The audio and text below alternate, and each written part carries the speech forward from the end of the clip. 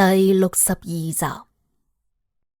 喺呢個時候，二組成員已經到咗南京古鐘樓醫院嘅門出面監守咗成30幾個鐘頭。今日應該係張康平假期消滿嘅時候啦，只不過佢仲未返單位上班。啱先黃隊通過對講機明確命令佢哋唔好打草驚蛇。嗰個蒙面男人行出醫院大門之後，即刻又除咗個面罩啦，露出咗張康平塊面。唔該，南京長江私人醫院啊。佢截到的士之後，打開副駕駛座位，簡單咁報出目的地，架車就成隻箭咁揸走咗。二組成員嗱嗱臨跟住佢啦，但係都同佢保持一定嘅車距。夜晚嘅南京飄住陣陣嘅暗香，亦都周圍充滿咗一種好潮濕嘅味道。一啲中意過夜生活嘅人冚唪唥都聚集喺酒吧度、K 歌、茶樓，用佢哋自己嘅快樂填滿每一個青春嘅日子。呢架 taxi 左兜右兜，大概兜咗成20零分鐘，就到達咗南京長江私人醫院。張康平揞咗20蚊出嚟，掉咗俾個司機，冇嗌佢找散紙啊，閂埋門即刻走咗。二組嘅成員跟喺佢嘅後面，見到張康平落車之後，即刻將警車停靠喺路邊。趙煥信、李奇文同埋張啟權以最快嘅速度嗱嗱臨落晒車，匿埋喺跟蹤張康平嘅身後面嘅位置。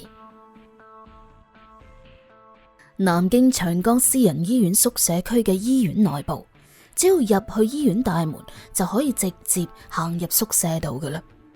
醫院度設咗夜間急診，張康平好快脆就已經行入宿舍區。而家嘅宿舍區成片都係黑麻麻嘅，人影都冇隻。佢重新戴起咗嗰塊面罩，行上咗5樓，四周圍望咗下每一個寢室嘅情況，跟住就控埋去503室。佢企喺門嘅外面，聽咗一下動靜。503室似乎連呼吸嘅聲都冇啊！睇嚟呢間宿舍而家冇人。之後佢爬上咗13樓嘅頂層，坐喺一塊水泥石板上面休息，等緊時機去行動。佢點着一支煙，開始喺度等，而二組成員已經靜雞雞跟喺佢嘅後面。趙煥信、李奇文、張啟權3個人分別控制咗樓頂、503室門外面嘅走廊。佢哋手入面個個都拎住支槍，進入咗1級戰鬥準備嘅狀態。而另外一邊，一組成員亦都跟住黃衛兵即刻嚟到現場。黃衛兵臨時仲增加咗5個警員嘅兵力，擴大咗一組成員嘅力量，而且仲同一組成員同埋二組成員同時下達一個死命令，要活捉張康平，只許成功，不許失敗。隊長黃衛兵成班人到達現場之後，好快就將成個樓層控制住，樓梯嘅上下通道冚唪唥都封死晒。張康平呢一魂就算係插咗翼，都咪使旨意飛出去。而張康平本人，佢亦都非常之警惕嘅，面罩一路咁戴住，點着嗰支煙嘅星火喺度閃閃亮，照住佢靚靚仔仔嘅面。佢好靜到成個人望落好酷。而呢個時候，佢嘅思緒就飄到去好遙遠嘅張集鎮啦。喺陸家村嘅村邊口度，嗰一座好寂寞嘅空墳，佢對眼好似浮現出佢老豆嘅身影，同埋佢阿媽蒼老嘅容顏。佢諗翻起自己嘅童年，同細佬喺河邊喺度撈蝦、撈殼、撈蟹嘅情景。每個人嘅童年或多或少都充滿咗一種無知嘅快樂嘅，簡單又純真。張康平喺唔識性嘅時候，佢都好開心嘅，無憂無慮，同細佬糖黐豆咁，就好似一個人。只可惜，自從佢識性記得事嘅嗰一日開始，佢嘅仇恨同佢嘅思想就係咁喺度膨脹，一日比一日多。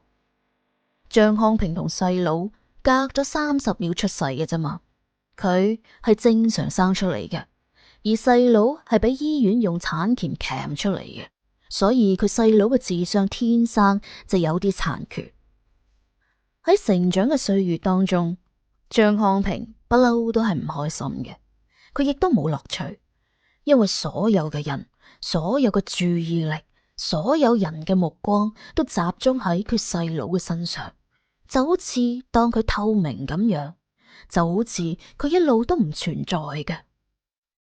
佢孤獨，佢發誓要好好咁讀書，將來一定要出人頭地，同細佬一爭高低。喺乜嘢事情上面，佢都追求完美。考試如果淨係考到98分，佢就會唔開心噶啦。佢用石頭掟自己隻腳，話俾自己聽，呢啲就係佢唔努力、唔俾心機嘅後果。到收尾啦，佢最終考上大學，成為成個村人人羨慕嘅對象。佢以為佢咁樣努力出嚟嘅結果就會換嚟被尊重啦，但係佢好絕望咁樣發現，細佬仲係冚世界嘅心肝定，所有人都寵愛佢嘅。喺屋企人嘅眼入面，喺親戚朋友嘅眼入面，佢細佬先至係寶貝。就咁樣，仇恨嘅種子就越埋越深，而慢慢喺度滋生住，一直到台灣嘅阿叔病危啦，卒之俾咗佢泄憤嘅機會。講真啊，佢真係唔係稀罕嗰啲財產，亦都唔稀罕嗰啲錢，靠佢自己能力，佢份工，佢完全可以令到自己衣食無憂嘅，頤養天年都得。佢咁樣做，淨係為咗一啖氣，為自己由細到大遭受嘅所有唔公平出翻一啖氣。但係佢細都估唔到，智者千慮必有一失，竟然係星象圖暴露咗潛在喺佢靈魂深處嘅殺人秘密。佢擔心星象圖一旦瘋傳喺南京醫藥大學嘅校園度呢，咁勢必就會引起警方嘅留意，而產生對解剖教研室嗰條男屍嘅興趣啦。到嗰陣時候再順藤摸瓜嘅話，咁佢就一定會養晒出嚟，而等緊佢嘅亦都係法律嘅制裁。而家一支煙已經食完咗，張康平繼續點第二支。喺呢一個靜幽幽嘅晚黑，一個人都冇，佢個心揦住，好絕望嘅痛。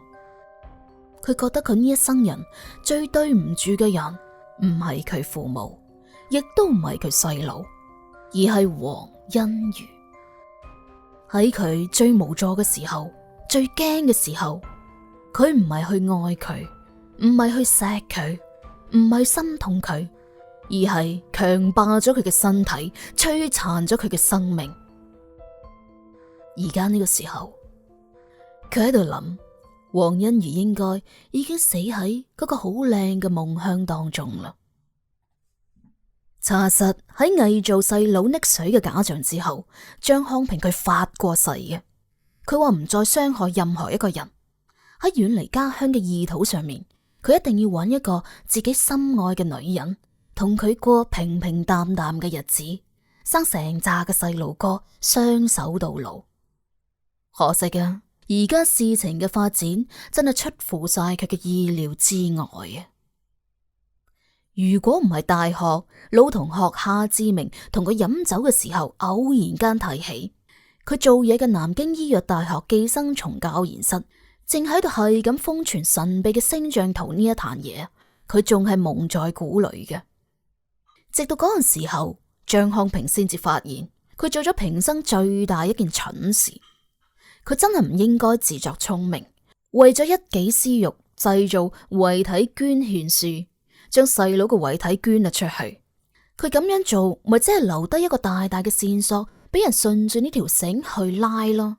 拉下拉下，自然就會拉到嚟佢嘅身上噶啦。而俗話亦都講得好，一不做二不休。既然而家事情已經發生咗咯，咁佢就唯有順水推舟噶啦。喺嗰段日子，佢正常嘅生活已經打亂晒。佢開始頻繁咁入去南京醫藥大學解剖教研室，將目標對準星象圖最早發現嘅人劉幻林。跟住喺一個雷雨交加嘅夜晚，張康平繼續鼠入解剖教研室，用事先準備好嘅濃硫酸淋喺細佬右手嘅手腕上面，佢試圖銷毀星象圖嘅痕跡。而同時間，為咗擾亂警方嘅視線，佢開車到一個好偏僻嘅地方郵局，發咗一封三毛嘅信件。張康平都細估唔到，所有嘢都咁順利嘅。之後佢就開始下一個目標陳曉雲，直到遇到黃欣如，佢先至心喐，佢想金盆洗手，唔再做呢啲嘢啦。本集已播講完畢。星象圖究竟收埋咗啲咩秘密？歡迎聽友一齊揭秘。聽完之後記得點個讚、評個論、投張月票啊！多謝晒你哋嘅支持。